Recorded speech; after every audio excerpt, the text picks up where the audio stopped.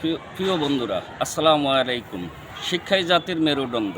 যে জাতি যত বেশি শিক্ষিত, সে জাতি তত বেশি উন্নত। তোমরা আমাকে একটা শিক্ষিত মা দাও, আমি তোমাদেরকে একটা শিক্ষিত জাতি উপহার দিব। এ কথা জ্ঞানী গুণীদের। আমরা শক্তি, আমরা বল, আমরা ছাত্র দল। মাফ করবেন, এটা কোনো রাজনৈতিক দল হিসাবে বুঝাচ্ছি না। প্রিয় স্টুডেন্ট ভাই বোনেরা, তোমাদের স্টুডেন্ট লাইফ কেমন হবে সেটা স্টুডেন্ট আর লাইব্রেরির মিনিংসেই দেওয়া আছে। তোমরা সুশিক্ষায়, স্বশিক্ষায়, নৈতিক শিক্ষায় শিক্ষিত হয়ে দেশ গড়ার লক্ষ্যে একসাথে বলো, এসো বদলাই এই পৃথিবী, বদলাই দেশ। কি করে বদলাবো যদি নিজেরা না হই বেশ?